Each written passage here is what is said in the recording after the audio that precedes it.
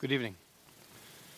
Before I introduce Father Ralph, I just want to take a minute to welcome everybody to Chaminade, welcome all the families of our honored guests and friends, and particularly those honored guests. It's really neat that all you guys took time to come back and allow us to honor you for what you guys have done for Chaminade over the years. It's your first time in the Seaford Theater. Welcome. It's a pretty amazing place. I was talking to some of the younger alums, and they can't believe that we do Mass in here with air conditioning and cushioned seats. They tell me about the old days, back in the gym when it was hot and all that, but I'm not so sure. They probably paid more attention back then. It gets a little comfortable in here during the homilies, but not yours, Father. They're all usually wide awake when you're doing yours. So it should be a great evening. Really, really looking forward to it. And I do want to introduce our president, Father Ralph Seifert, who will do the prayer.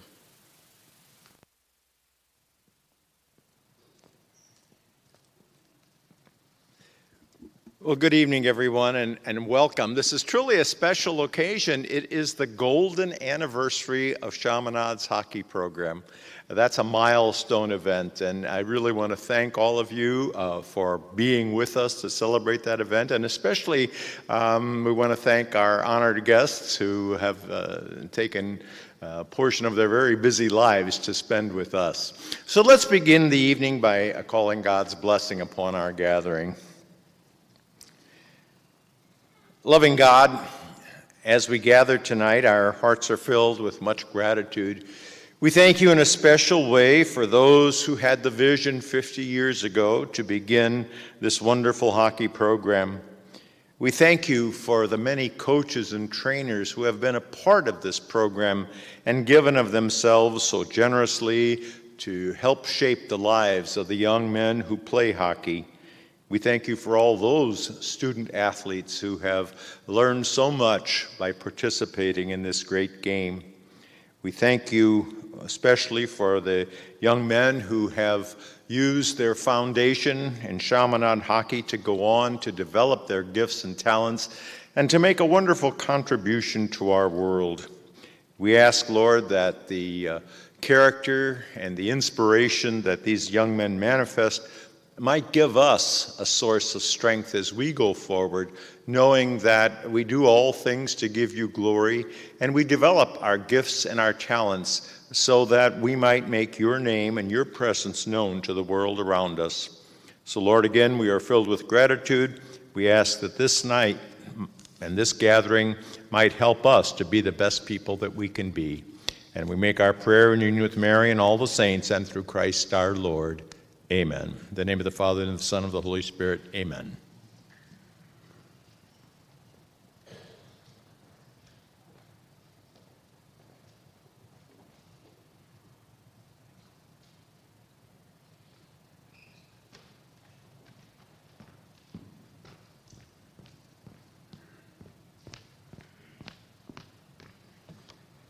So while I'm Fritz Clifford, by the way, I'm a 1975 graduate of Chaminade. I played, although I know at least one of my teammates is out here tonight, he would take great exception to the statement that I played. I at least tried to play. My picture got in the yearbook, so I was a Chaminade hockey player from 73 through 75, and I came back as a coach in 1980, and then came back as the coordinator in 1990 and ran the hockey program for 17 years. So while we're on a more somber moment, I think some of you probably heard earlier today, one of the greatest hockey players of all time, Stan Mikita, died. And there's a Chaminade connection, believe it or not, in Stan's death. In 1948, as an 8-year-old, he emigrated from Slovakia. And he did so because of communism, and he did so to live in Canada with his aunt and uncle.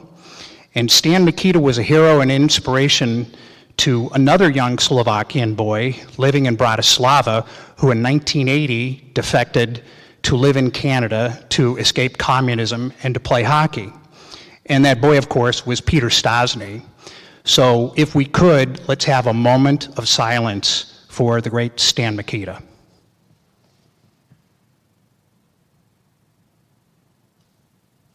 Thank you.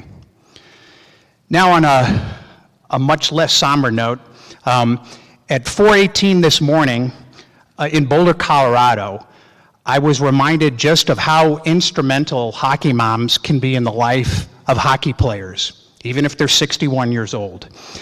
I, of course, had set my alarm for 4:10 p.m. for my 7 a.m. flight this morning. Now, even a DeSmet graduate knows that those times do not comport. So, anyway, Stacy, without the benefit of any alarm, once again showed her uncanny ability to keep me centered and skating towards the correct goal so that I wouldn't miss my shift here tonight. Now, we have 3 daughters, and none of them ever played hockey. So in honor of Stacy, who can't be here tonight, I would like a motion from the floor to make Stacy an honorary hockey mom. A motion, please. A second? All in favor? Thank you. All right, I've done my duty now. In the fall of 1968, shortly after the Blues' first appearance in the Stanley Cup Finals, Chaminade senior Tony Bentley, an avid Montreal Canadiens fan, got together with a few of his classmates, Bob Hughes and Jack Shilas, Mike Tierney and Jack Glennon, and organized what became the modern version of Chaminade hockey. There was no faculty moderator, no coach, no high school hockey league or structure in which to play. They borrowed the soccer team's jerseys and scraped enough money together to buy equipment and ice time out at the old Winterland on St. Charles Rock Road. They played only 4 games that year, and they won them all. The first modern hockey game was won by Chaminade over Aquinas, 3-2, out at Winterland. As Jack Shilas appropriately put it yesterday, they thought they were tougher and better than we were, and they were wrong on both counts. A rematch against Aquinas and games with Kirkwood and CBC followed, all ending with Chaminade victorious. The oldest continuous version of high school hockey was born. And 2 members of that team, Bob Hughes and Jack Shilas, are in the audience tonight. Let's give these guys, please stand up wherever you are, Jack and Bob. There's Bob. So, thanks, guys.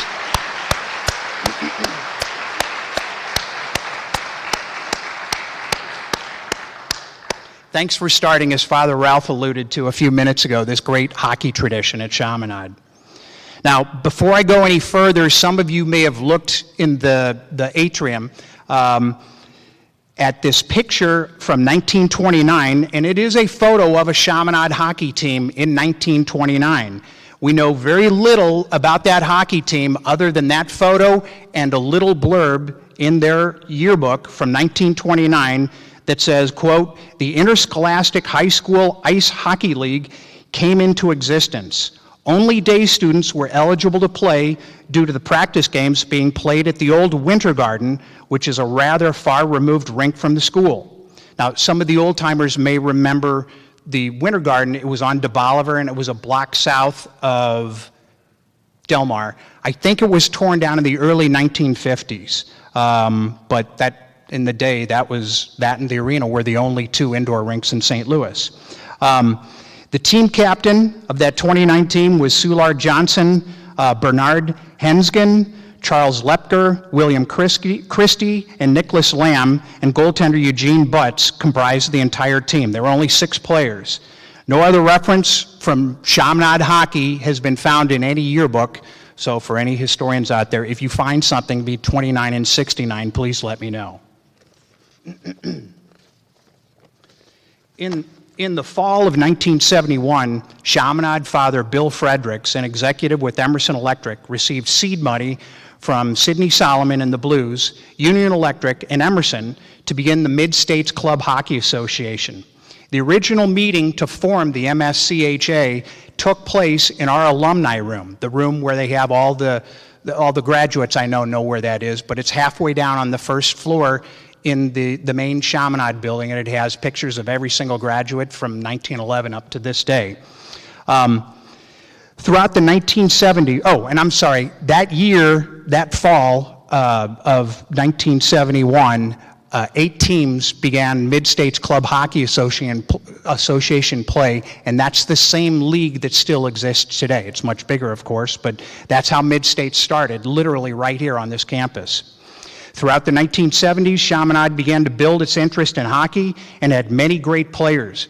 Craig McGonigal, Cliff Jenks, Jamie Mannion, Tony Papillo, Doug Glennon, and Mike Ryan all contributed to make Chaminade one of the better teams in St. Louis in the 1970s.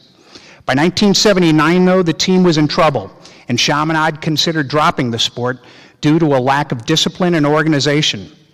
During that summer, Walter Finke approached Father Osborne and asked for a chance to resurrect the program. And in perhaps the greatest decision in the history of Chaminade hockey, Walt brought in Tom McCoy to coach. In 1979 and 80, the team went 8-12-2 in Coach McCoy's first year. It was the last losing season that Chaminade would have until 1995. And I can't think of who the coordinator or the coach was in 95. Can you think? But anyway, we'll go over that later. But in 1980 and 81, in 1981 and 82, Chaminade reached the state semifinals and remained a strong title contender throughout the 1980s. Prominent players were Mark Finke, Peter Sheehan, Mike Rogers, Joe Lunny, Andre Bewind, Kevin Markovitz, the second Mike Ryan, and John Luchtemeier. In January of 1990, second-year coaches and my good friends Mark Finke and Ken Kramer asked me to come watch my old team play a few games at the end of the season. After one such contest and a few post-game beverages, having sufficiently altered my better judgment, Chaminade Hockey had a new 32-year-old coordinator. The first years of the 1990s were good ones, as we were blessed with great players like Gus Jacoby, TJ Nelson, Mike Shainwalder, Jeremy Lark, and Matt Rubis. But our chief rivals, CBC and DeSmet, much larger schools by enrollment, were still getting the better of us in the playoffs. We needed better players who would also have to be A-Track students. One day in the fall of 1992, a little athletic kid looking in a St. Louis Blues AAA jacket walked up to our hockey table at Chaminade's open house and signed his name. I looked over at the first name, and it was no big deal. It was Connor. Then I looked at the last name, and then it was Dunlop, and that was a bigger deal. I asked him immediately if he was related to Blake Dunlop, and he goes, "Yeah, it's my dad." I got to know Blake and Nora from that moment, and that provided introductions to Neil Kamenowski, Bernie Fedorko, Peter Stosny, Al McInnes, and Keith Kachuk. As we learned how to judge talent in the 5 basic hockey skills and how the Blues alumni were building the AAA program to funnel kids into junior A and college hockey if they were good, and the national team development program if they were exceptional, we also became very active in encouraging the best and brightest hockey players whose dads weren't Hockey Hall of Famers to consider attending Chaminade. This yielded us many other great players, Joe and John Bossy, Chris Peterson, Danny McNabb, John Hornberg, Aaron Thompson, Steve Bruce, Matt Lacroix, Derek Pallardy, and Keith Van Gels. These great players combined with Cole and Connor Dunlop, Jan and Paul Stasny, and Georgie Fedorko to bring us great hockey throughout the 90s and the early 2000s, and one state final appearance. And we kept encouraging kids to come to Chaminade. I received a tip from Jack Schreiber that despite the fact that my old SLU classmate Doug Butler coached CBC, it was far from a certainty that his lanky, steady, slick-passing defenseman's son was headed there. So I took a few practices in at Kirkwood, and lo and behold, we got Chris Butler. And while I was also out at Kirkwood, I noticed that there was an incredibly tall kid in net who was playing with him. And the kid after practice would shoot pucks down the ice, and he had a young kid, and he was only, I think, 12, maybe even 11 years old at the time. I think he was probably 6'1", 6'3" at the time. The kid was an incredible stick handler. He was also a pretty good stopper, too. I found out who the kid was. I got to meet Butch. And then after a few beverages, and by the way, everything with Butch involves a few beverages, we had Ben Bishop. After the 2001 season, Mark Finke retired and Matt Buha became the head coach. He and I had a mutual friend, Matt and I had a mutual friend in the financial services industry who had a couple of excellent AAA playing hockey sons. We stayed on Gary and he stayed on us, and we were fortunate to land our best passing defenseman ever in Chris Weidman and his lightning quick brother Alex. After successful hockey careers at Miami of Ohio, I am told that both boys went on to open a successful hockey school somewhere in the Midwest. Coupled with these players, Andrew Edmonds, Tony Giason, Brett Gensler, Dan Gibson, Joe Lordo, and Ian Frenzel, and a host of others led us to 2 successive state championship games in 2007 and 2008. I stepped aside after the 2007 season, as did Coach Matt Buha, and we handed the coaching reins over to Matt Rubis. I am still involved today with the hockey program on the board, and I love still going to the games. The great thing about it is now I can go to the games and only 1 or 2 parents even know who I am, so I can just watch hockey. Thank you.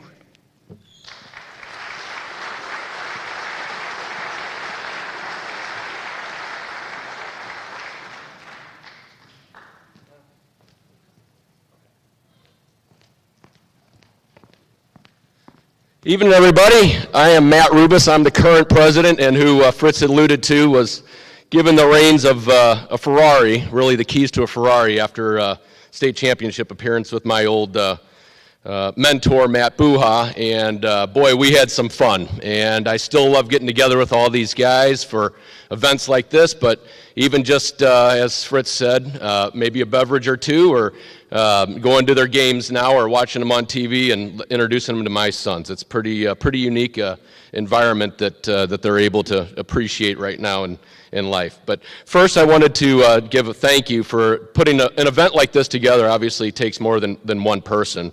Laura Jansen, Tracy Bowler, David Nolda, all from Chaminade. Everybody, please give a round of applause. That was quite a task that they did this within 3 or 4 weeks. We've had this vision for a long time. At least I have. I wanted to do this for some years, and it's impossible to get all 5 of these guys together at the same time.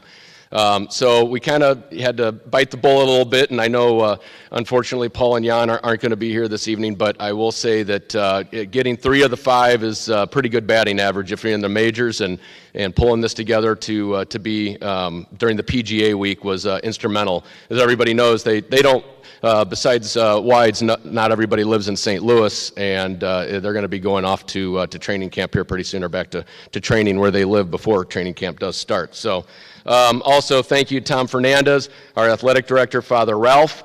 I want to kind of allude back a little bit in time to where the program was in 1979 compared to where it is today. Is night and day. And I think anyone that is associated with Chaminade will tell you that we are considered a varsity sport, JV sport, just as you would consider soccer, football, basketball, any of the other sports. It's very important to the school, which means a lot to the hockey alumni, which means a lot to the people that are working so hard on a daily basis to get it up and running, and especially the players and their families who put in so much time, commitment, and money into the program.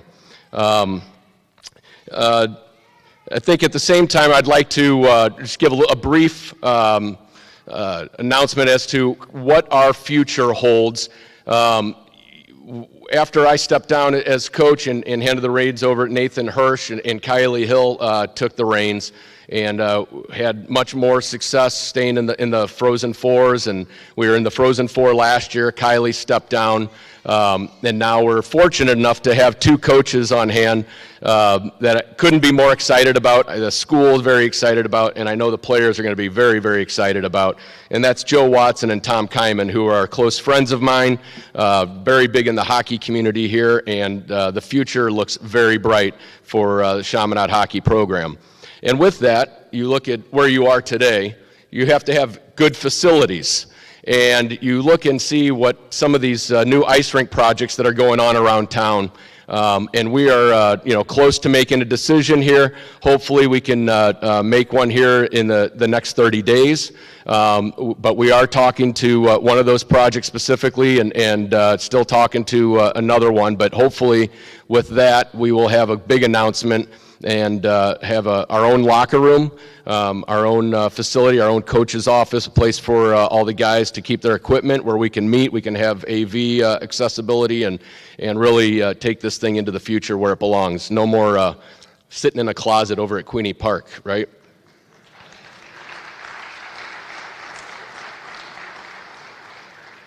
And with all that success, obviously, being a coach, you have an appreciation. There's a international fraternity of coaches where I think we all commiserate together, because at the end of the season, only one of them's happy, right? But I couldn't be here without the coaches who were before me, and then also being a part of the coaches that came after me. And that's, Mark Finke has been such a huge part of this program. I want to give a special recognition to Mark.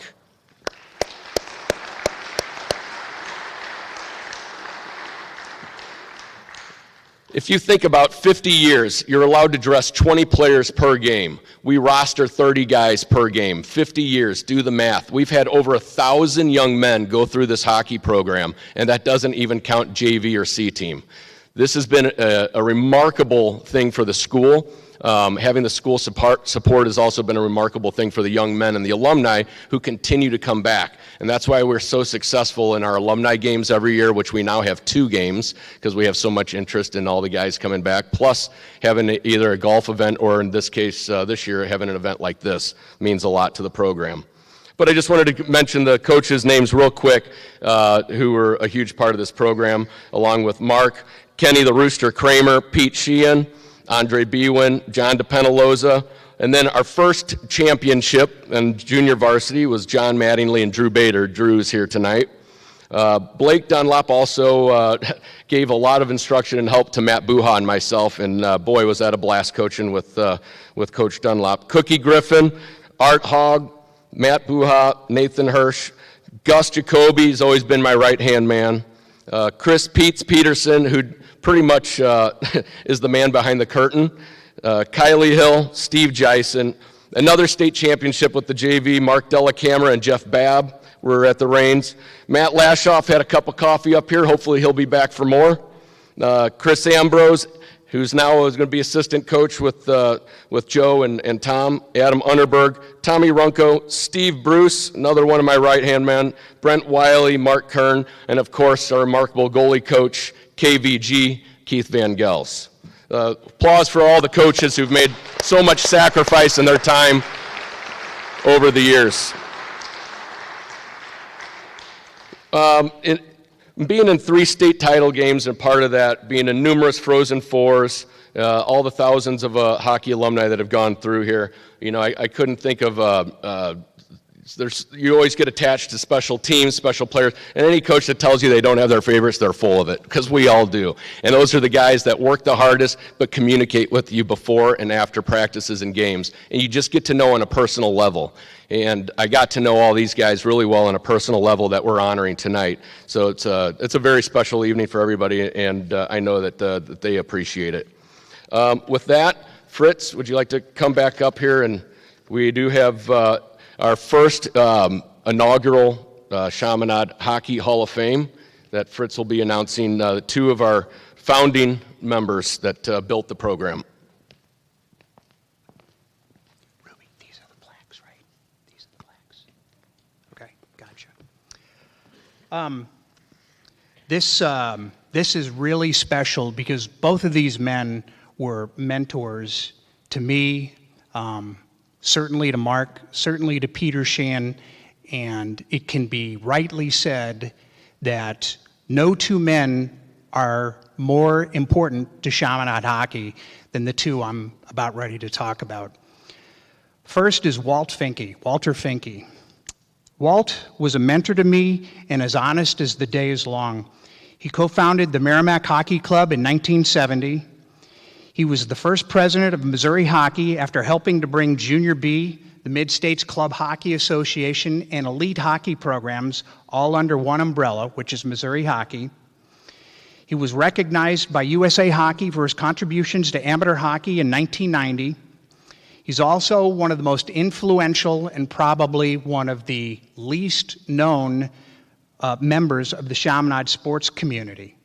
In 1979, he went into Father Osborne's office and asked for reprieve for the hockey program. Things were happening on the ice that we just don't tolerate at Chaminade. In 2 short years, he had elevated Chaminade hockey to one of the best high school hockey programs in St. Louis.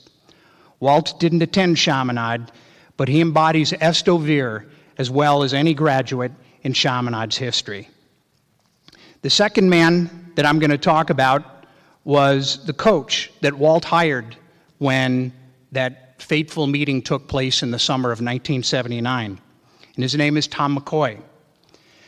When Tom passed away 2 years ago, I searched for the words to describe the deep loss that we all felt who were privileged to have known Tom.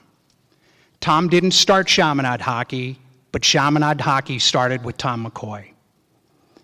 He wasn't a technician so much as a hockey coach, but boy, could he motivate. Ruby talked about Ken Kramer. He and I were assistants on the staff in the early 80s. And I remember Ken told me once, he goes, I don't know about you, man, but after I hear one of those pregame talks, I want to run out to my car and get my skates and get out there with the boys. And I was right there with him too. I mean, Tom was a master motivator. He was the type of coach that you wanted to win because you felt if you didn't win, you were letting him down. And I think he elevated a team that basically had 3 good defensemen and a line and a half to reach the state semifinals 2 years in a row.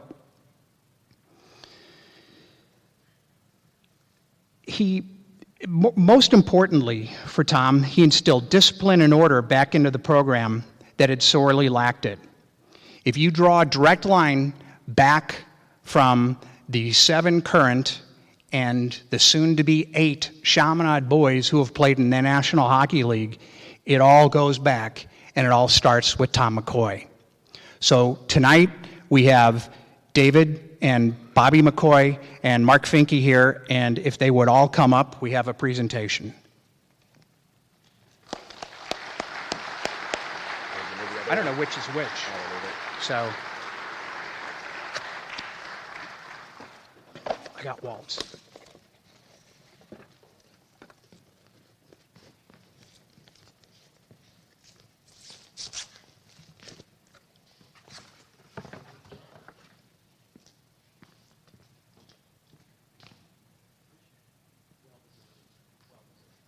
Another round of applause, guys.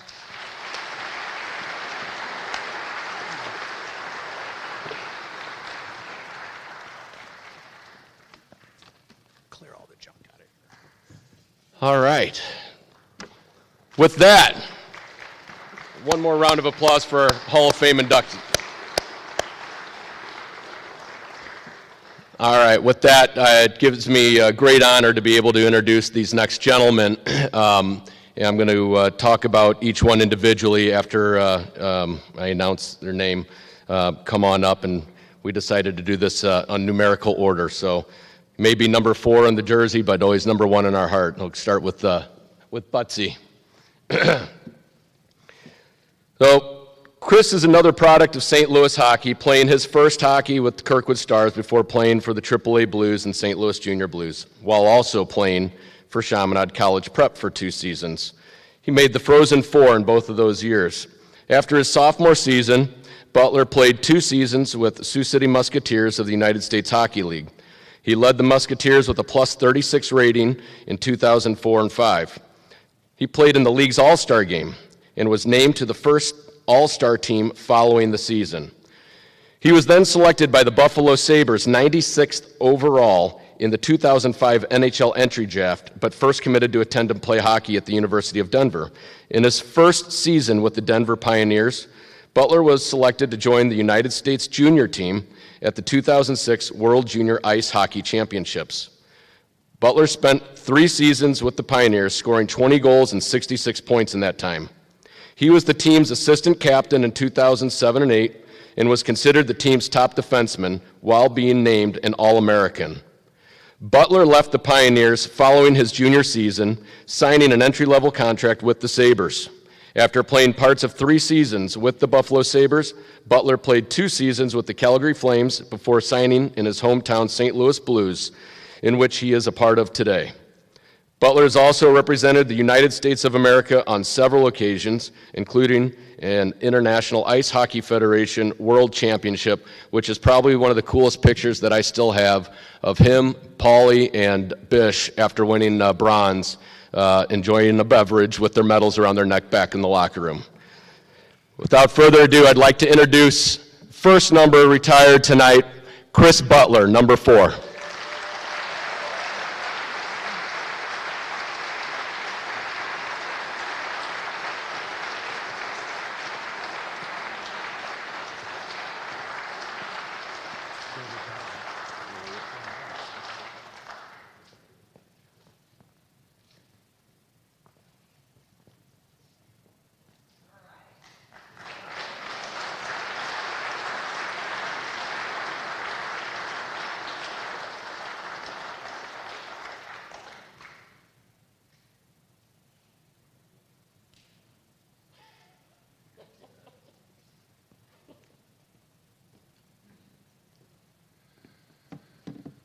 First off, thank you guys for coming tonight. Pretty cool to see a lot of teammates that I haven't seen for 14 years. I look out and see guys that we were jammed in a small locker room at Queenie with, and we had a lot of good memories. We maybe never won a championship, but I feel like we paved the way for a lot of good players to come through Chaminade. So again, thank you for coming tonight. It means a lot to me and to my family. I'm going to be short. I want to thank three people that were instrumental to me while I was at Chaminade. The first person is Coach Matt Buha. And there's a lot of kids here tonight, so I won't share the really good stories about Matt Buha. But he was a guy that you wanted to play hockey for. His passion was contagious, and he could string together expletives that made Bobby Knight jealous. The second person has already spoke tonight, and that's Fritz Clifford.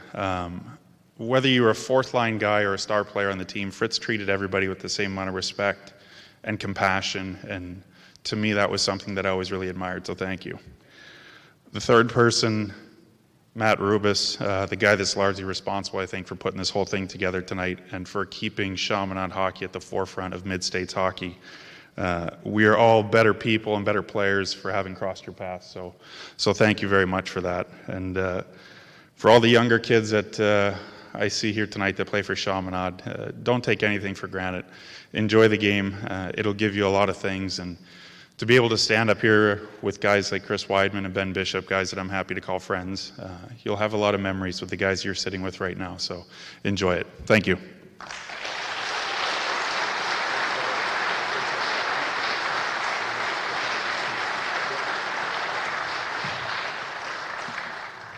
Thanks, Chris.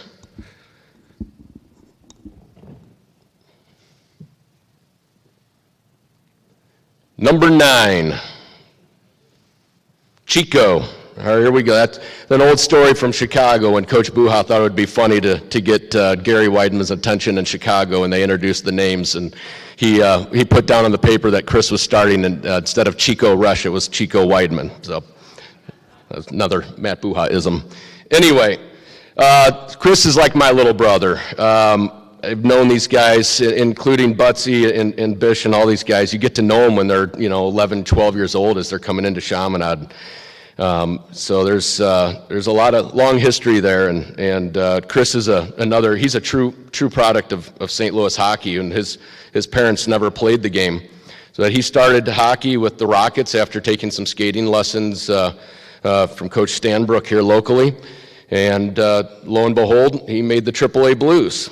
While playing for the AAA Blues, Chris played 3 seasons for Chaminade Red Devils, making 2 Frozen Four appearances and keep competing in our first state in a state championship game his junior year. Chris is the only Chaminade hockey player to have received a Division I scholarship while still at Chaminade to play hockey at Miami University in Oxford, Ohio. During his senior year, Weidman played in the USHL for Cedar Rapids Rough Riders prior to entering Miami of Ohio as a true freshman. In his freshman season with Miami, Weidman played in the NCAA championship game, losing in overtime to Boston University. After his freshman season in 2009, Chris was drafted by the Ottawa Senators in the 4th round. He played out his 4 years of eligibility before signing a 2-way deal with the Ottawa Senators. In 2014-15, Weidman had an outstanding season with the Binghamton Senators and was awarded the Eddie Shore Award as the AHL's top defenseman. He was called up in January 2015 to Ottawa and has been in the NHL ever since. Weidman has also represented the United States on several occasions, including an International Ice Hockey Federation World Championship. It gives me great pleasure to announce that number 9 will never be worn again at Chaminade, Chris Weidman.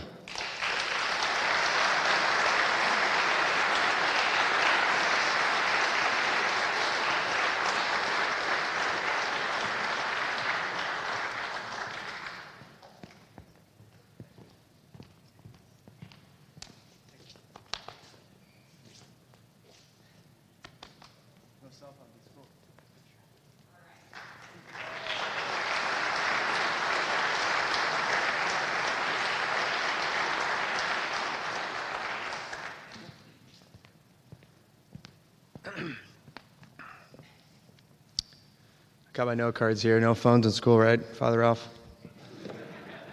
Okay. I'll flip through these real quick. All right.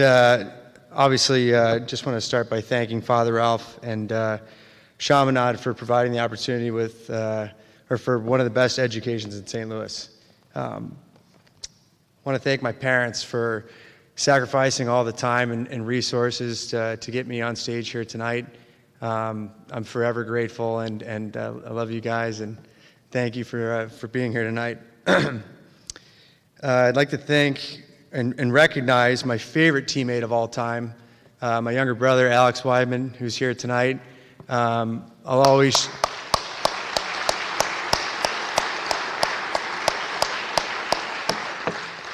I will always cherish the times we played together, especially at Chaminade. Even nights like the state finals, we lost 11-0 to CBC, and the afternoon that you beat me up at practice when you were a freshman in front of the entire team. So never forget those two. Like Butts said, I'd like to thank Matt Buha Sr. for making my Chaminade hockey experience so special. Just thinking back to his pregame speeches, you can't help but shake your head and smile. He's just an unbelievable person, and like Butts said, the explicatives were truly amazing. Special thanks to Matt Rubis for organizing the event tonight.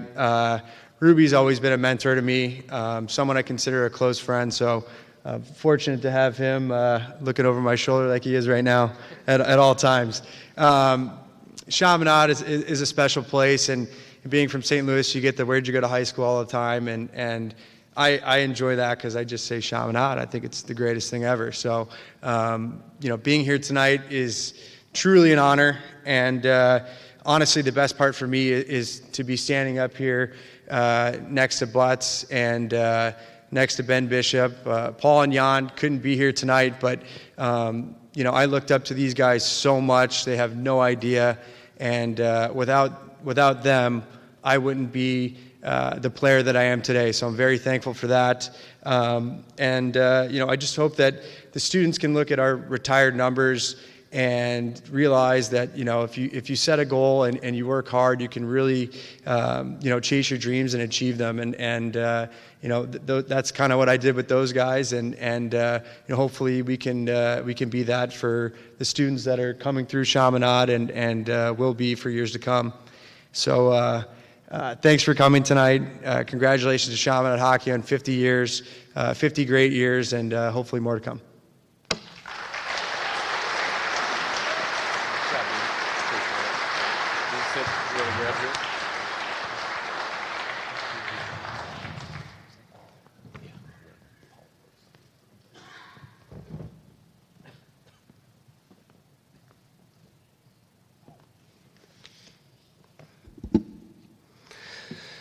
Number 32. All right. So, Ben was another product of St. Louis hockey. As anyone who knows Ben's story, he didn't start out playing goalie.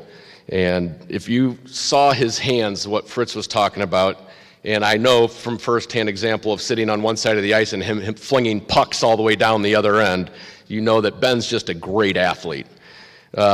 He is another product of St. Louis, true St. Louis hockey, as he started playing with the Kirkwood Stars organization as a forward before playing for the AAA Blues as a goalie. Bish played 3 seasons with the Chaminade Red Devils, making it to 2 Frozen Fours, and after his junior season, Ben moved to Frisco, Texas to play for the Texas Tornado of the North American Hockey League, where he earned a scholarship to play for the University of Maine Black Bears. Most notably, he led the Texas Tornado to their 2nd consecutive national championship and Gold Cup, given to the best junior A hockey team in North America. Bishop was named to the first team of the NHL All-Rookie team at the end of the season. He led his University of Maine Black Bears to back-to-back NCAA Frozen Four appearances in 2006 and again in 2007 right here in St. Louis, Missouri. He was the 3rd-round draft choice of his hometown St. Louis Blues in 2005 and turned pro in March of 2008 with the Blues organization. In 2011, Bishop was traded to the Ottawa Senators before being acquired by the Tampa Bay Lightning in 2013, where he flourished, having made it to the Stanley Cup Finals in 2015, along with being a Vezina Award finalist twice as the NHL's best goalie. That is the best goalie in the world.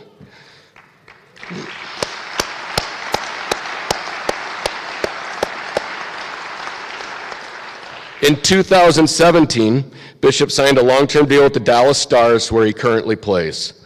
Bishop has also represented the United States of America on several occasions, including an International Ice Hockey Federation World Championship.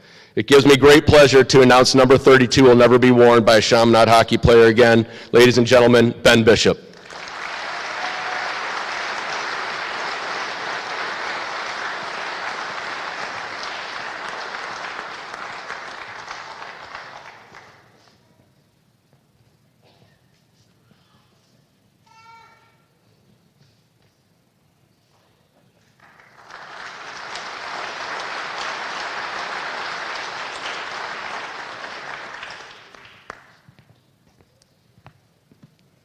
Well, thank you very much. First off, I want to say thanks for everybody being here tonight. It's an honor to go have my number retired alongside these guys. I've got had the pleasure to play with all these guys kind of throughout my career. Chris Butler, since we were little kids. Doug Butler, his dad was our coach, one of my first coaches ever. And I guess out of those 20 goals in college, his first one was on me. So. Chris Weidman, I had the opportunity to play with him in the Ottawa organization in Binghamton. Jan Stastny, I had the opportunity to play with him in Peoria. And Paul here at Chaminade, and then obviously against him throughout the years. So it's a big honor to go have our numbers retired with all these guys, playing with them and against them through my career. I'm glad I get to go in with you guys. To Father Ralph, thank you. You've always been a mentor to all of us while at Chaminade, and now you're marrying all of our friends. So it's good to see you, and thank you so much for being a huge supporter of Chaminade hockey. You're always a fixture at the games. To all the teachers and staff that instilled the values that help us get to where we are today. Thank you very much. To Fritz, Clifford. Chaminade hockey obviously wouldn't be what it is today without all your hard work. Thank you very much. Mr. Buha, funny story about Mr. Buha, one of my favorite coaches ever. He liked to refer to the goalies as targets. So for practice jerseys, he ordered us black jerseys with a bullseye on our chest. And we got to wear those every practice. So Mr. Buha, thank you. To Rubus, who was the assistant coach at the time. I don't know, Rubus, how old were you then? Young. In his young 30s, and Rubus probably had the hardest shot, and he loved to shoot the puck as hard as he could. And whenever he would score on me, he would tell me that he had the hardest shot. So there's absolutely no way I'd be up here without all those hard shots in practice. So thank you.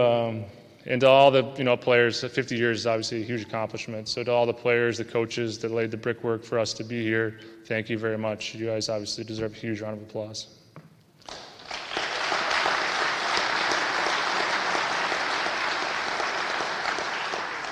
And then obviously lastly to my parents, mom and dad, thank you for guiding me in this direction, helping choose Chaminade as my education, obviously providing the means for me to go here, and obviously the late nights driving me to practice and early mornings driving me to school. I obviously wouldn't be here without you guys. So thank you very much, and thanks for everyone for being here.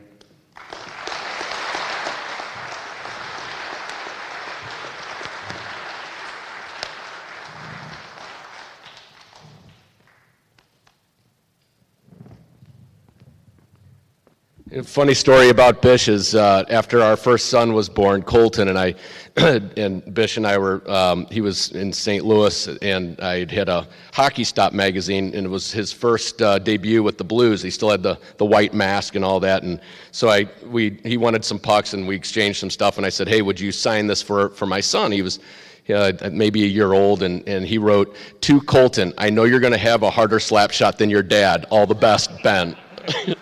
And that's hanging in my basement, so thank you.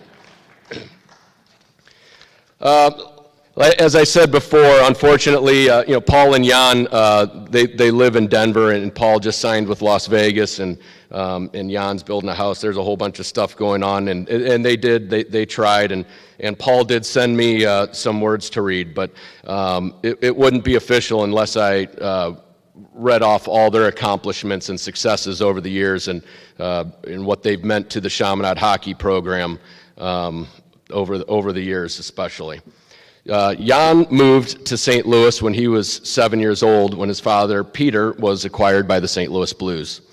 Having grown up in a hockey family, it was no surprise Jan excelled in his youth hockey, playing for the AAA Blues, then the St. Louis Junior Blues, while playing for the Chaminade Red Devils his freshman and sophomore years. His junior year saw him make the St. Louis Sting Junior A club, competing in the North American Hockey League. And unfortunately, at that time, we couldn't figure out how to make that work, and he had to leave Chaminade. But that was deserving of earning a spot in Omaha in the USHL the following season. He played for the Omaha Lancers during the 2000-2001 season and helped them win a Clark Cup playoff trophy and Gold Cup national championship over Ben's Texas Tornado before Ben was there. After high school, he attended the University of Notre Dame for 2 years, where he played for the Fighting Irish with a couple others in this room, Connor Dunlop and Neil Komodowski. And before he left to play professionally in Europe, making his professional debut with the Nuremberg Ice Tigers in the German Elite League, before coming back to North America in the Edmonton Oilers organization, then going back to the Boston Bruins, who had drafted him after his freshman season. In January of 2007, Jan was acquired by his hometown St. Louis Blues, the final NHL organization where his father played. Besides the German Ice Hockey League, Jan's played professionally in the Russian KHL, Sweden, Switzerland, where he most recently completed, Austria in the 2017-18 season. Jan has also represented the United States of America on several occasions, also including an International Ice Hockey Federation World Championship. Paul, like his older brother Jan, moved to St. Louis at a young age when his Hall of Fame father was acquired by the Blues. Paul also played his youth hockey for the AAA Blues before competing for the St. Louis Junior Blues, while also playing for Chaminade his freshman and sophomore years. In both seasons at Chaminade, Paul helped lead his team to the Mid-States Frozen Four, then moved on to Omaha, where his brother Jan had played, to play for the Lancers in the USHL. And he earned a scholarship from here to play his college hockey at the University of Denver.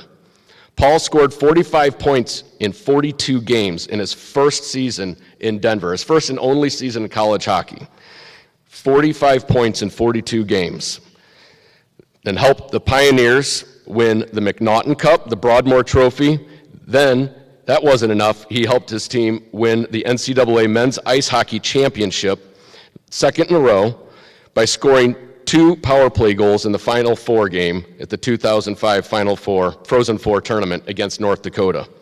Stastny won championship all-tournament team, and with his success at the collegiate level, he was drafted by the Colorado Avalanche, just down the road from where he went to school. Stastny ended his rookie season with 78 points in Colorado, finished second to Pittsburgh Penguins' Evgeny Malkin in the voting for the Calder Memorial Trophy, and was named to the 2006-07 NHL All-Rookie team. In 2014, Paul came home by signing a contract with the St. Louis Blues, where he enjoyed more success on and off the ice. And I can tell you as a witness, when him and Chris Butler were here getting their jerseys from Doug Armstrong and Ken Hitchcock, was one of the coolest events that I've ever seen, much less Chaminade has ever seen. That was awesome. In 2000, after the St. Louis Blues enjoying more success, in his final year of his contract, the Winnipeg Jets acquired Paul for their playoff run, and he did not disappoint, leading his team to the Western Conference Finals. He recently signed a new 4-year deal to play with the Stanley Cup runner-up Las Vegas Golden Knights. Paul represented the U.S. for the first time in the 2004 Viking Cup, where he won a silver medal playing for the junior team. Then Paul played internationally for the United States National Ice Hockey Team for the first time in the 2007 International Ice Hockey Federation Championship.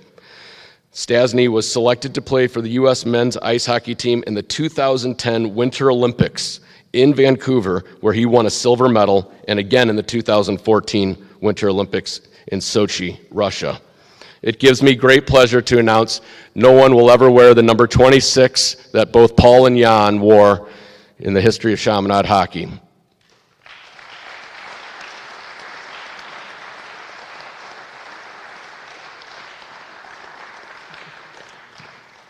And Paul emailed me this morning some words to read tonight. To the students, faculty, and supporters of Chaminade, I would like to begin by saying congratulations on 50 years of excellence in education, athletics, and achievement. Whenever I am asked the obligatory St. Louis question, where did you go to high school, I'm proud to say I'm a Red Devil. In my 4 years at Chaminade, I made countless memories and lifelong friends. Being a part of this incredible hockey program paved the way for my continued success in my hockey career, and for that, I'm incredibly thankful.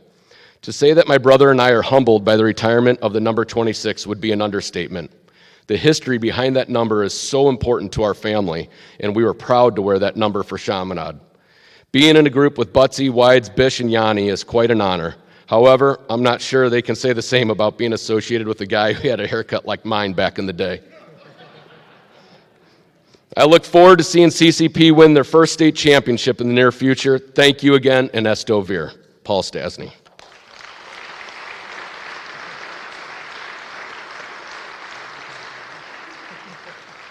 Another quick story about Paul before I introduce our next speaker is during the Blues game this year, one of our goaltender, Hampus from Sweden, had won the Player of the Week for Mid-States, and they put him on the Jumbotron, and he was wearing a Chaminade hockey jersey.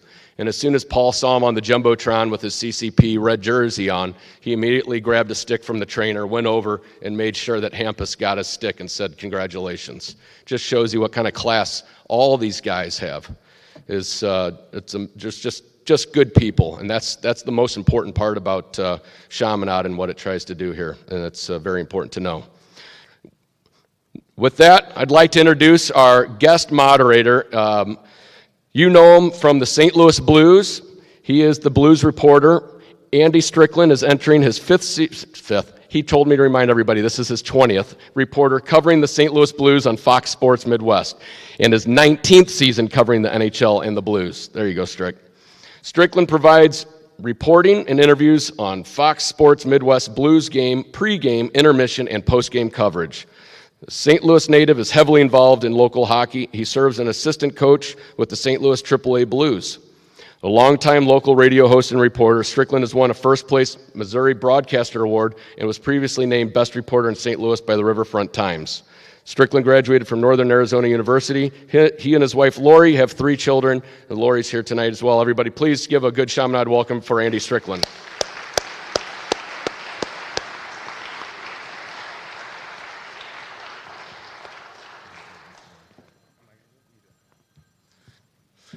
I'd also like to introduce a couple others that were mentioned here numerous times tonight that meant a lot to Chaminade in their brief time here. Unfortunately, we didn't get to have them here long enough, but we are certainly thankful for the time that we did have them and continue our friendships today. In some cases, with Neely, you get to coach our kids together, which is even more fun. But Connor Dunlop was kind of the pioneer that first started the junior A hockey in St. Louis with the Sting. From the Sting, he moved on to the U.S. National Development Program, being the first Chaminade hockey player to go to that program, and then on to the University of Notre Dame, where he played for 4 years as captain and also played as the captain for the world, the U.S. National Junior Team. Neil also went to the U.S. National Development Program, then on to Notre Dame, and was drafted by the Ottawa Senators. And he currently works for the Vancouver Canucks and is a big part of the hockey community today here in St. Louis. I'd like to introduce both Connor Dunlop and Neil Komodowski. Please come on up.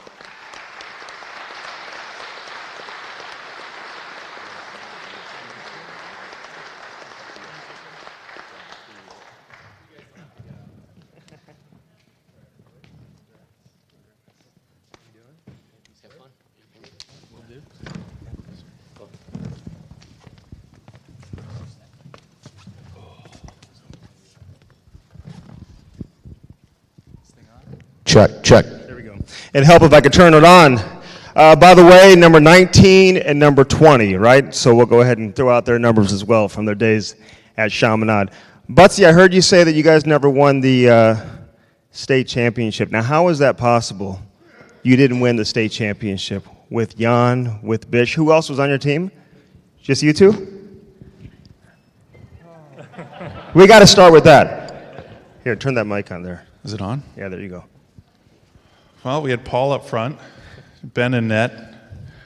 I played defense. I don't know how deep we were, and I feel like we ran into a bit of a buzzsaw. A school that we won't name that is just off the highway, kind of on the way to Chesterfield now, but we maybe lacked some of the early depth that some of the other schools had. They had about 2/3 of the junior B team and a lot of AAA kids, and we kind of just had a handful of us. Yeah.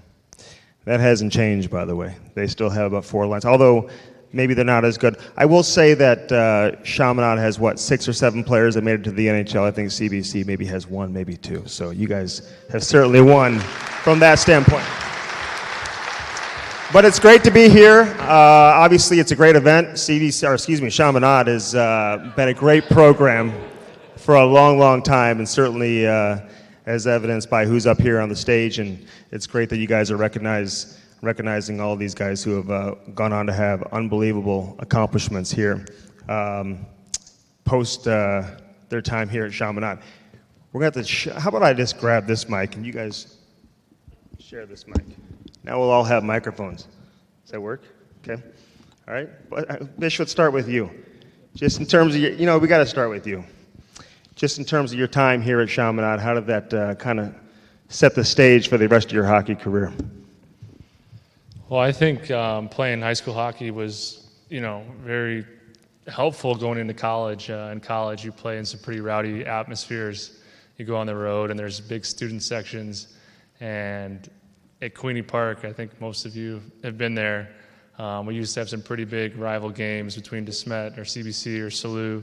And the fans would, all the student sections on both sides would be completely packed. And they'd be screaming back and forth, and you kind of got used to that rowdy atmosphere. And then when you went to college and you were in an opposing barn and kind of the same thing, the fans, screaming at you, you're kind of used to it because, high school hockey in St. Louis was so big. So I think it actually helped quite a bit, going to the next level. How about you, Butsy? Just in terms of being able to play both AAA hockey, but also, being able to play high school hockey in front of your peers, that had to be something that you look forward to, a little different than your normal weekends playing AAA hockey. Yeah, I was actually talking to Harry Thompson about this earlier. I remember driving from junior B practice in half of my gear to go to a Chaminade practice, and to think about having to practice 2 times a day right now is absolutely exhausting. I can't imagine doing it, especially after chasing a little kid around for most of the day. But I think just the more exposure we had, the more time we got to spend on the ice. St. Louis hockey was still kind of coming along at that time, and to be able to play AAA or Junior B and to play for Chaminade and to play those games in front of what felt like the entire school, it gave you great honor because you didn't want to let anybody down, and you wanted to be able to show up to school on Monday morning and be proud of the work you guys put in and the win you had. What did it mean to put a Blues jersey on, though, and play in your hometown? That has to be something that anybody growing up would look forward to, and you had the privilege and the opportunity to do so. Same with Bish. Bish, you want to go first? You did it first. Go first. I don't want to downplay it because growing up here, it wasn't really a goal of mine to play in the NHL. At the time, growing up, I wanted to play college hockey. Mainly because when we left St. Louis to go play in tournaments and we went to your Detroits and heaven forbid we crossed over into Canada, we got killed everywhere we went. So I didn't really feel like I was an upper echelon player, and I never really had my sights set on the NHL at the time. And I think it'll probably sink in more as I get older, but to be able to come home and to do little things like show up at my parents' house at 5:45 and kind of wait till they come home and have dinner over there, or go have dinner with your buddies that you grew up with, people you don't get to connect with when you move away from home, and you kind of start to lose those relationships. But to be able to have those and to see your friends every day and to see your family, I think that's probably the most special part about it. Wise, when you played your first game as an NHL player in St. Louis, I know that was a big time highlight of your career. You sent a letter out to a number of people the next day. I even got in trouble by the Ottawa PR guy for keeping him too long. He said, hey, you can have him for 5 minutes. I think he came back maybe 20, 25 minutes later because everyone wanted to talk to you. But to be able to play in St. Louis, I know that was something that you'll always look back on, right? Yeah, for sure. I think, just getting through the warm-ups is probably the hardest part. You feel like, you got 10,000 people just focused on you, but in reality, it's maybe like 10 or 20 that are there. And, I didn't give them a shout out earlier, but I have two of my aunts tonight that were definitely there that night, and they came to a lot of Chaminade games. So, family's big for me, obviously, and to have them there that night meant a lot, and just the support from all the Chaminade hockey people and coming out to watch the game was very cool. All right, let's go to the left side here with Connor Dunlop, who obviously played at Notre Dame along with Neil. But, Connor, for people who don't know, he was really the first phenom to come out of St. Louis. He's the first youth hockey player that I had heard of where people were like, hey, you got to go watch this kid play. And, went on to the U.S. program, was the captain of the World Junior team. We've had a couple of St. Louis kids who have been captains since. I know John Ramage was a captain. Luke Cunningham was a captain. So probably the biggest honor you can have as an amateur player, and he was able to do that and represent St. Louis and the United States. First of all, that honor to be named captain in the World Junior Championships, looking back on it, what does that mean to you? I think that's probably one of the biggest honors I ever had, hockey-wise. Being part of the U.S. program, we were the very first year of the National Development Program in Ann Arbor, which has come a long way as well. So to kind of, 4 years later be named to the captain of that team with all those guys was probably the biggest honor hockey-wise that I've had. Neil, by the way, he's the all-time leader with the U.S. program in penalty minutes.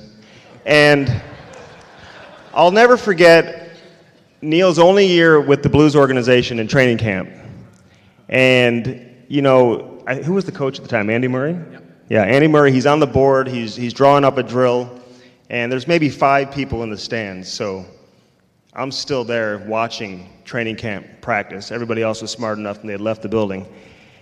And the coach is drawing up a drill, and Neil's screaming at somebody who's on one knee on the other side of the group of players who's watching the drill. And he's trying to fight some guy during this drill, basically. And I'm like, what is going on here? So you pick up the story from here, Neil. Obviously, nothing happened, and he ended up being a teammate of yours, and you told me he was a great guy. And I guess that's just the competitive edge that came out of you even in an NHL camp, right?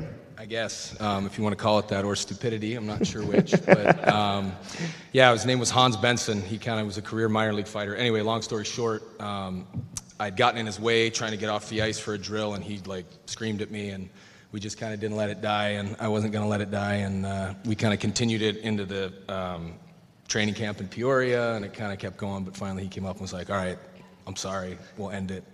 End of the story. So I think that kind of parlays into, talking about Chaminade and Chaminade hockey. I wasn't fortunate enough when I was a freshman. I think I played in one preseason game. It was against the Smet. We didn't have a lot of guys in the lineup that were from AAA or whatever it was. Anyway, long story short, I had gotten, I think, an assist, maybe a goal, and then I got in a fight at the end of the game. And I didn't have a lot of self-control at that stage of my life. I worked on that. It's become much better, I think. And I think my dad was more worried about, and he's over here, he can probably attest to this, that I would get out of that season alive and, in one piece and maybe not incarcerated for some reason. So anyway, I think just being at Chaminade, and there's such a history here and a tradition, and I think for me, more than anything, away from the hockey side of it, was more learning how to be a student athlete, right? Going to school, going to college, demanding schedules, both going to Ann Arbor for the development program and then Notre Dame. You came here and you had to put the work in, and you had to put the effort in, and you had to go to practice, and then you had to get your homework done. You had tests, you had quizzes. So for me, more than anything, it was about becoming a young man and becoming someone who could balance that lifestyle. I was putting you in charge, by the way, to get Paul Stastny here. Why couldn't you make that happen? I'm not sure if you guys heard the reason Paul's not here. It's a true story.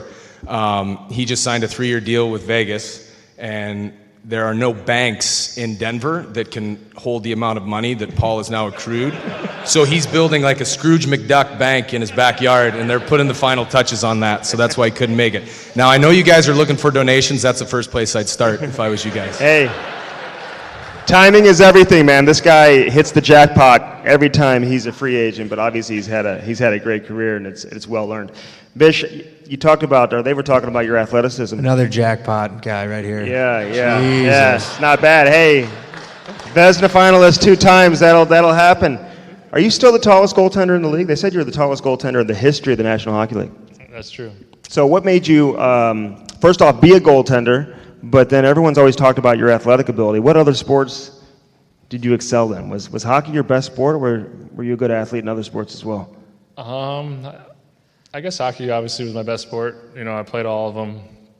I think most of us here in St. Louis played all sports growing up. Obviously played with Chris hockey since we were little kids. We played against each other in baseball, and had a chance to play middle school football here. I think freshman baseball for a little bit, and then obviously had to focus on hockey. But I just want to go back to the playing for the Blues, and one of my favorite stories. I was backing up one of my first games, and Jordy Thompson, who's here tonight, where's Jordy? There he is. Comes running down the aisle and starts screaming my name. I'm sitting on the bench. Andy Murray is the coach, and he's like, Bish, screaming my name. And I'm like, oh, God, oh, no. Put my head down. And you scream my name, and then the police officer in the hallway is like, do you want me to get rid of this guy? And I'm like, no, don't get rid of this guy. Just please go away. So that's one of my favorite stories, backing up with the Blues, was Jordy Thompson coming down, and I was like, I hope Andy Murray does not hear this right now. So thanks, Jordy. But no, just growing up in St. Louis, playing all sports, and Mr. Butler was one of my first hockey coaches, and we fell in love with the game, and it's kind of one of those things. I started playing goalie, I think, after 4 or 5 years of forward. I selfishly like to play the whole game, and kind of like the pressure, and the same as Chris said, I didn't think I was going to play in the NHL when I was growing up. We just kind of did it for fun, and there wasn't necessarily a huge NHL presence in St. Louis when we were growing up, and one thing kind of led to the other, and we just kind of pushed each other, I guess, playing with each other throughout the years. And there was a lot of other kids in St. Louis that are, had successful hockey careers, and one thing led to another, and here we are today. All right, tell the story prior to the Blues drafting you. Back in 2004, 2005, the NHL had a lockout. They're prone to doing those things. They have they take time off every 10 years or so. In case you haven't noticed, they have these lockouts all the time. But they had a celebrity game, and it was one of the best charity games I've ever seen. Loaded with talent, future Hall of Famers up and down the roster. It was unbelievable. And they needed a goaltender. So Kelly Chase, I believe, is the guy who called Ben Bishop, said, hey, we need a goalie, need you to get here, whatever. He played in the game, and he was lights out. He was unbelievable in the game. And guys were trying to score on Bish, and they couldn't. The game went into a shootout. They couldn't score on him. And everyone's like, who is this 6'7" kid? He's unbelievable. He's huge, whatever. He had started playing junior hockey already. And he walked out of the arena that night. All the NHL guys are leaving and whatever. He's got 15, 20 family members cheering him on, when he walked out of the arena. Obviously, they're proud of the way you played and whatever. But I was talking to the general manager, Larry Plow, at the time, a few weeks later, and he's like, wow, that guy is really good. And then they drafted him in the 3rd round. And he said, I don't think we draft him if we don't go watch him play in that charity game. So when you play in that charity game, do you think at the time that this was a showcase for yourself and that you're going to have NHL eyes on you, or no? Because if you don't play in that game, there's a chance we don't see you in a Blues uniform. Yeah, I got the call from Kelly Chase to ask me to play in that game, and I thought it was going to be, just an alumni game. And I came back, and I went to the rink, and I saw the roster on the door, and I'm pretty sure my jaw hit the ground because, like you said, it was nothing but Hall of Famers, and everybody was in the NHL at the time except for me. I was that kid that on the photo that's kind of embarrassing, but I showed up, and, thank goodness I played well that night because, who knows what would have happened without that. Yeah, you played unbelievable. Butsy, when you're a young kid and you're playing for Chaminade, the NHL, is that something that you think about? Did you guys talk about the idea of, hey, it'd be cool, obviously, if we play in the National Hockey League, or were you a guy that just played the game because you had fun and you were good at it, or did you always think, even at the time when you were here, that could be a realistic possibility for yourself?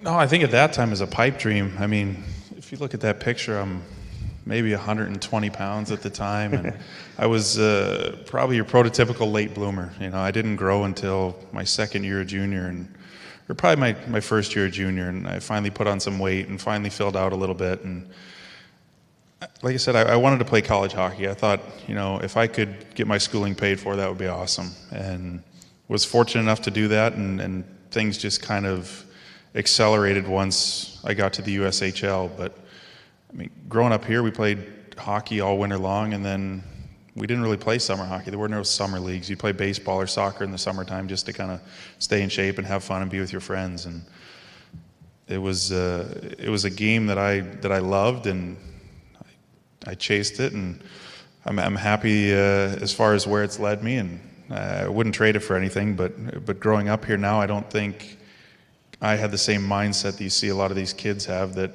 you're looking at 5 kids getting drafted in the first round a couple years ago. That just wasn't something that happened when we were growing up. No, it's unbelievable.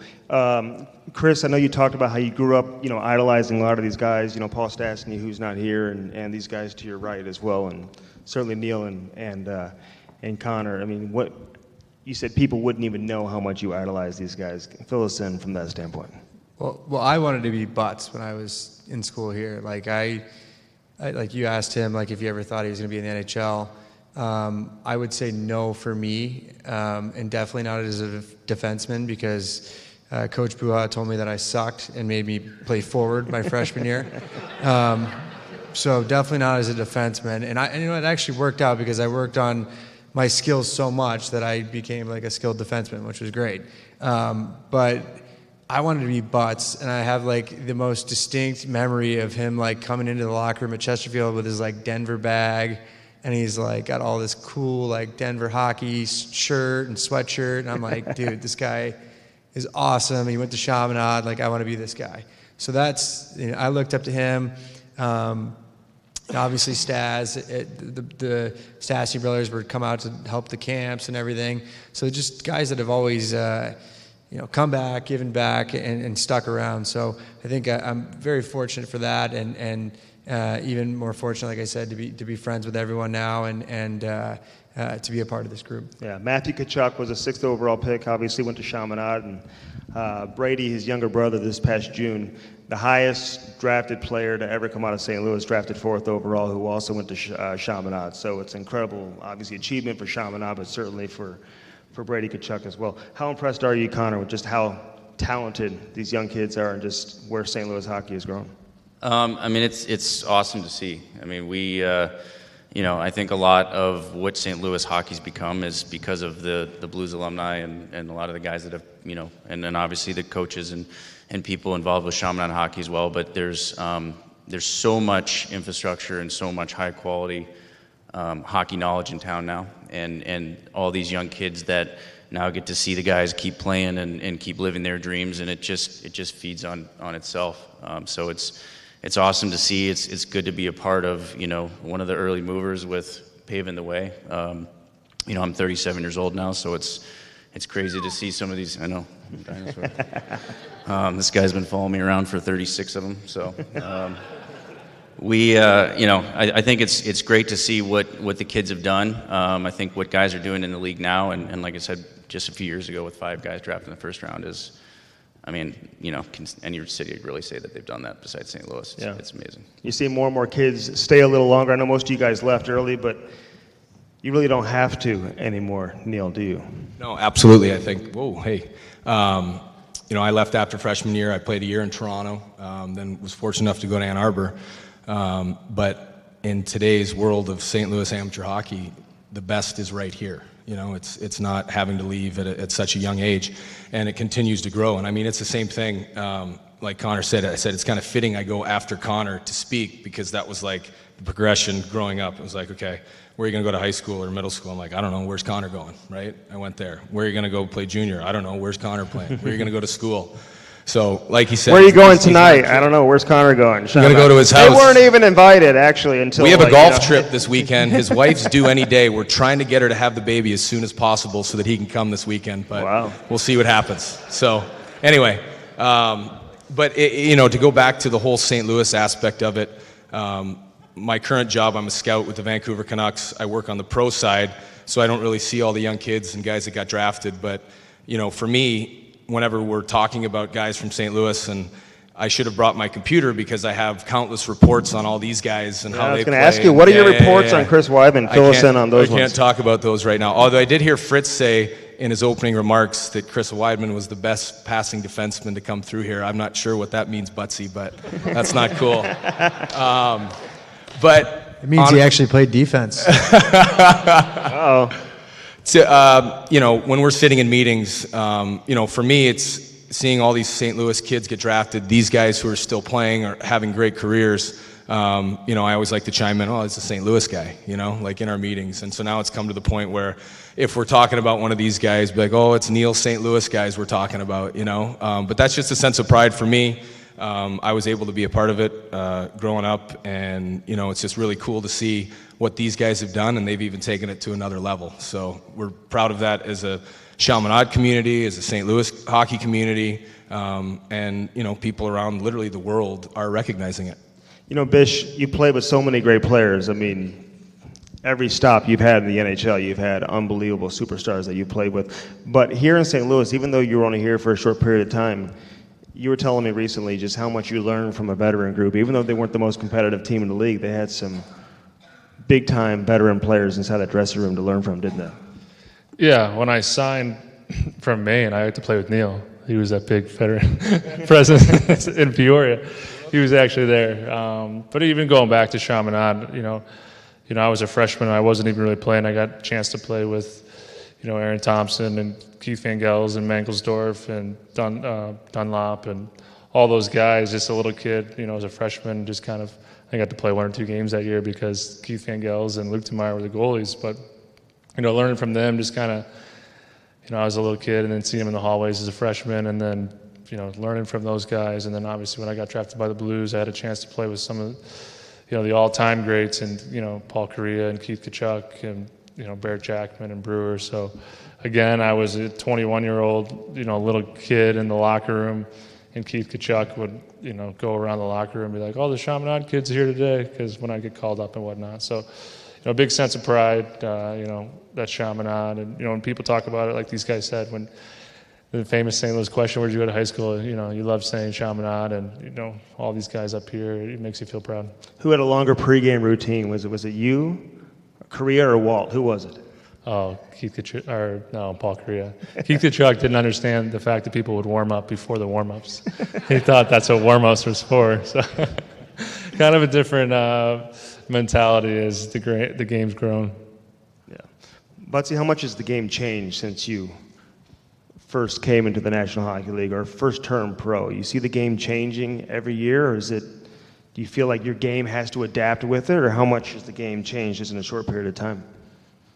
Oh, it's changed a lot, not to sound like the grumpy old guy, but I mean, you sit in the locker room and you talk with the older guys now about how the game's changed. And I mean, we had an 18-year-old Russian kid on our team this year, and it puts things in perspective, just how different your lifestyle is. I'm 31 and he's 18. He goes home and plays video games, and I go home and change diapers and chase a kid around. And it's just, life changes over the course of your career, and I think the game's in a better place right now. I think it's so much faster, it's so much more skilled, and I think you have to train completely different than your first couple of years. All I wanted to do initially was put on weight and get bigger and stronger, because that's the way the game was. If you watch those heavy teams that won Stanley Cups the first handful of years I was in the league, your LA was just an abusive team to play against, and now you look at it, it's speed and skill, and you look at how fast a team like Vegas and Washington plays. I think you have to play with pace, and not only do you have to play with pace, you have to think the game a lot quicker than you used to, and I think those are the biggest changes. Jarome Iginla just announced his retirement. What stands out about him? How good was he? I think the biggest thing with him was his competitive drive. I mean, he played like 1,500 games or something like that, and his ability to just flip that switch every single day to go in that competitive mode. And I remember then playing against him when he went to Colorado. And the biggest thing about him was you didn't want to piss him off, because when he got fired up and when he got angry, he was a scary guy to play against. And if he was kind of having an off night, nobody was going to say anything. You didn't want to let him know that he wasn't playing well, because it was probably going to either end up in the back of the net or he was going to put his hand through the back of your head and beat you up. So it was an honor to play with a guy like that. And again, another one of those things that you probably reflect on more. I mean, I remember being on the ice for his 500th goal, and I mean, a lot of people don't play 500 shifts in the NHL, and to be a teammate of a guy that scored 500 is pretty incredible. What about Erik Karlsson, Chris Weidman? He's a guy, obviously, who's considered one of the best defensemen in the world. He's won a couple Norris trophies. Sometimes he's gotten a bad rap in the past for not being able to defend. I don't know where that's come from. You watch him play, he obviously is a guy who can take control of the game, but what stands out the most being a teammate of his? Well, I definitely watch him play since I'm usually on the bench if he's out there. So besides the frustration of that on about half the game, it's honestly one of the most incredible things to watch. He's got a little bit of the Keith Tkachuk mentality. I don't know if he's got running shoes at the rink, but he's sure got a pair of Crocs that he wears just about at all times. He doesn't have his skates on. So he's just one of those extremely talented. Just a freak. Just a freak of nature. And he's a good friend to me. He's always been good to me. And you know what? It really is a treat to watch him play every night. It's something I'll be able to tell my kids about, and they probably won't believe me. Connor, your dad played in the National Hockey League, obviously played for the Blues as well. What's the advantage of being able to be coached by your dad, and how do you reflect on that from being a young kid? I mean, that's easy. I mean, you're just around a hockey encyclopedia at all times. I think I probably learned more about hockey on the car rides home, just watching a game, asking questions. I mean, if you want to be a sponge, there's nothing but information there for you to get. So, I mean, I think that, you know, my success playing and even just growing up, he was my coach.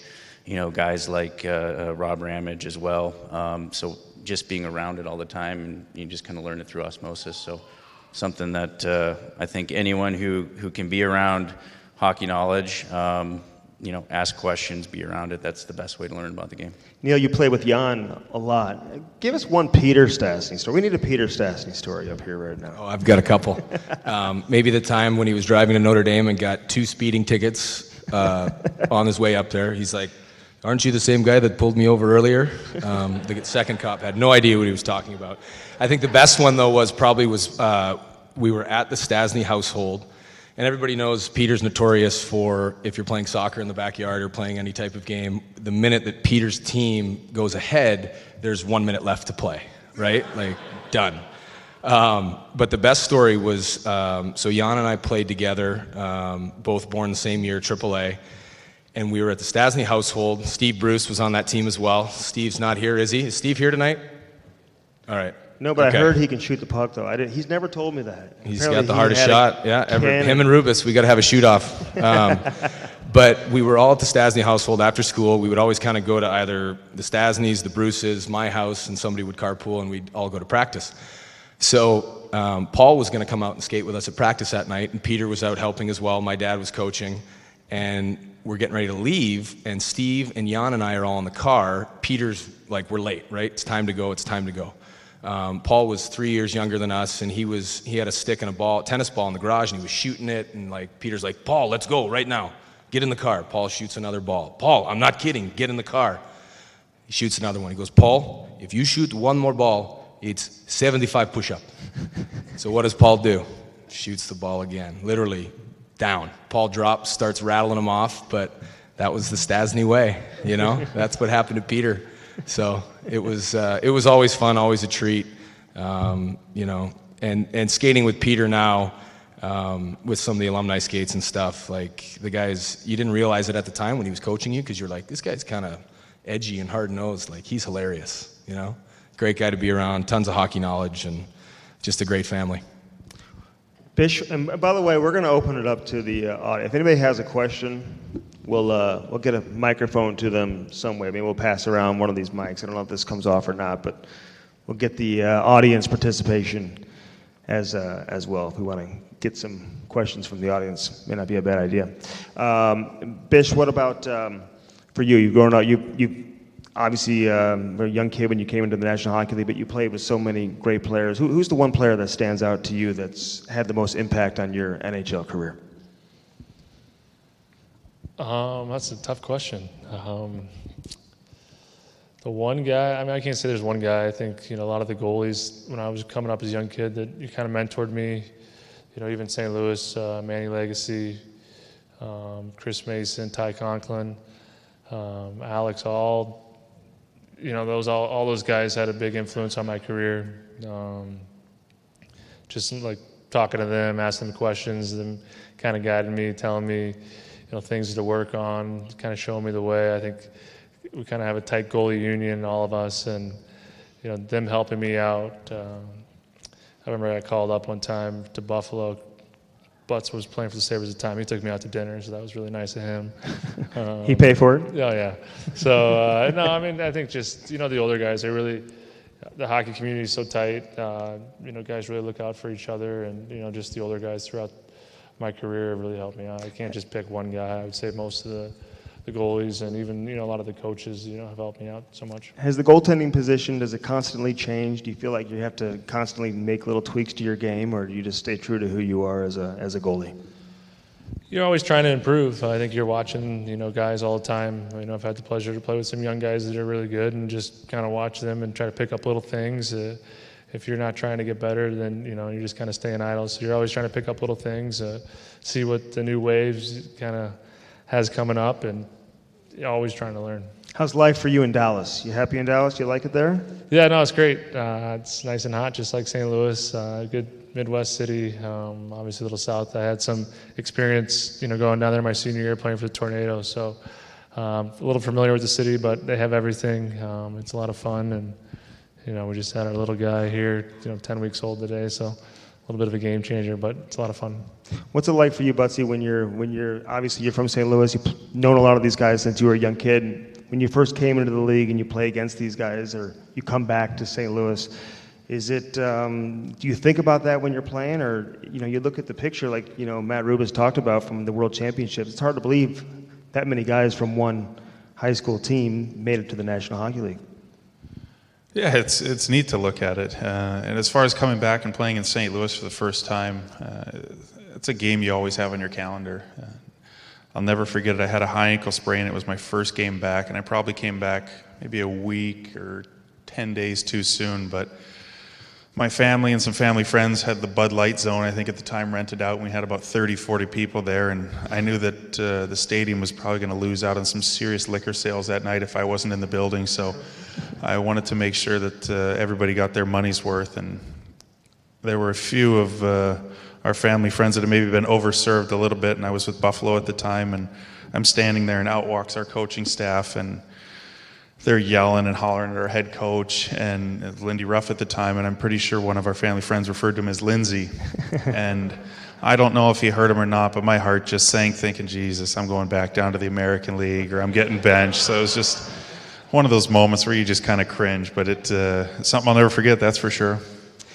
And Wides, you just had your hockey school this summer. The first time the Weidman Brothers Hockey School. We can give a round of applause for that, for these guys coming back to give back to the community.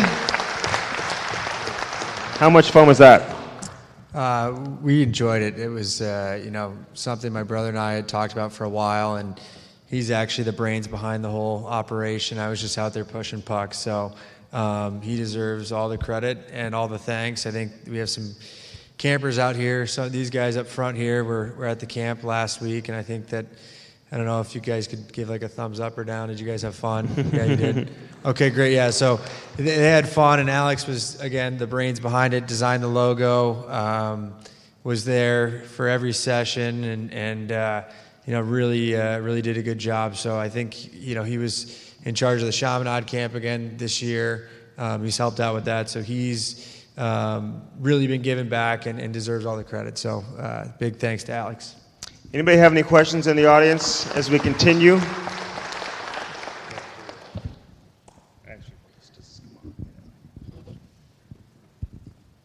Okay. You can just walk it over to Jackson Shepus. How do the NHL players get their signature right every time? Because I know every time I try it, it's different every time. Takes a lot of practice, eh, boys? Well, that's the trick. Why don't we have him go They're sign not your all the shirt same. right now and see how it looks like? Go ahead and sign our. Go ahead and answer the question. What did you say? No, go ahead. You want me to ask him a question? No. Go ahead. Answer the question. Oh, answer the question. Well, they're not all the same. That's the trick.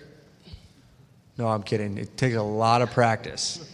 And you got to take your time and focus and make sure the most important part is the number. Because if the number's visible, then you know who they're talking about, right? Bish, you want to take this? I think you nailed it. A lot of time in between class, right? Other help practicing. Any other questions in the audience? We got the mic right here. Who was your favorite player to like play with in the NHL? Like any of you guys? What was the question there, Matt? Who was the favorite? Who's your player? favorite player that you've played with thus far in the NHL? Who you have there? Favorite Butsy? player. Mine's probably a toss-up between Thomas Vanek and Craig Rivet.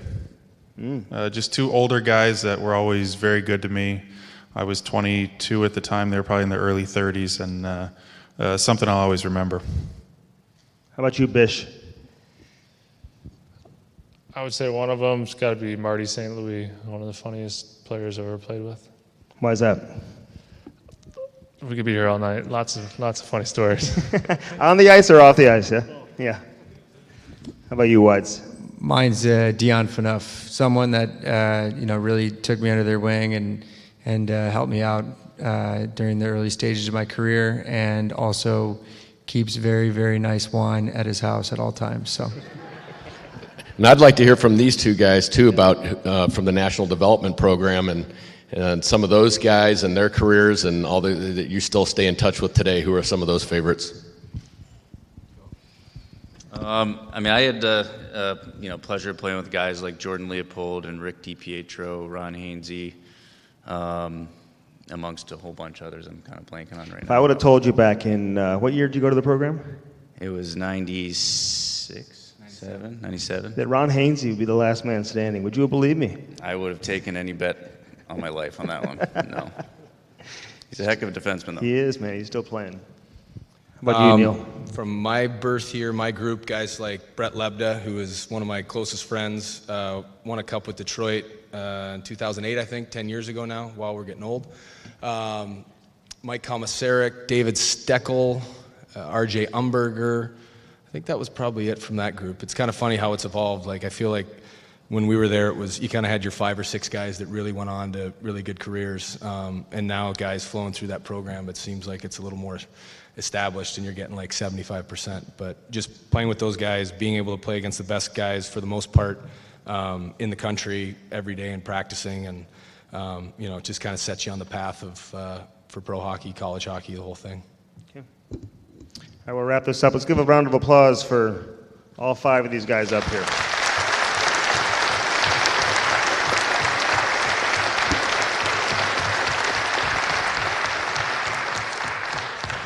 Yeah, again, thanks Andy Strickland for coming out. Honorary Chaminade alumni, we're working on it. Neil Komodowski, Connor Dunlop, Chris Weidman, Chris Butler, Ben Bishop. Thank you, everybody. The bar's open.